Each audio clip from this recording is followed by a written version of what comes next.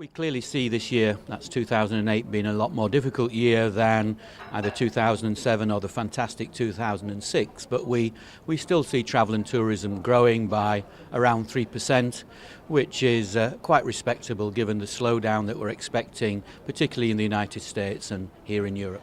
We try to figure in hurricanes to the extent they affect certain parts of the world, and clearly if there's a hurricane in the Caribbean, then it will have a really bad effect on the island that's affected. But people will go other places for holidays. They won't go to Island X. I won't make a prediction because that would be too dangerous, but if an island is affected by a hurricane, then it doesn't stop us going on holidays, it just means we go elsewhere. So there might be a small overall reduction in tourism, but it's much smaller than the effect on any individual island. So sort of the international departure or arrival number versus domestic tourism. Oh, things can change dramatically depending upon people's views about things like global warming. Probably will over time encourage people to travel less than they might otherwise do. But there are other things having an effect. The change in the dollar is having a dramatic effect on Americans coming over here to Europe and people in Europe going over to the States. Nowadays, people coming from the States to Europe find it very, very expensive, so rather than travel to Europe, they're more likely to stay within the States or go to Canada or Mexico or somewhere else. If you go back far enough, the amount that people fly was rising over time because the growth in the ability of people to fly and the massive declines in the real price of airline travel.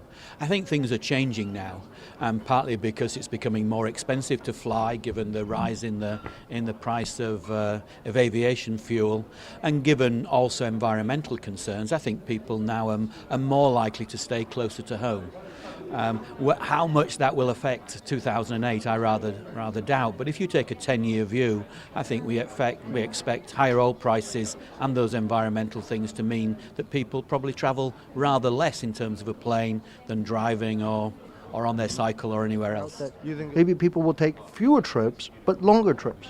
I think that's likely to be true. We've not seen any sign of it yet because people are still, because of work and other things, choosing to do a lot of small trips. But I think if you, again, take a longer term perspective, I think people will change that and realise that spending half the weekend flying is not necessarily a good thing to do, either for the environment or for their own health.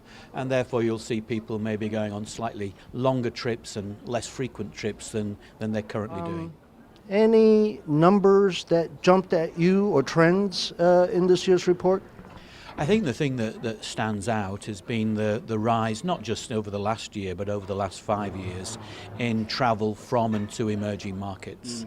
And I know that's a theme that we all talk about all over the place, the infamous BRIC economies, China, India, Brazil and Russia.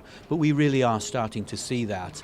They're a bigger share of the world economy than they were even 2 or 3 years ago, and certainly compared with 10 years ago. The people there are getting richer and they're attracting more visitors as well as travelling abroad. And I think that trend is really starting to come out in the numbers.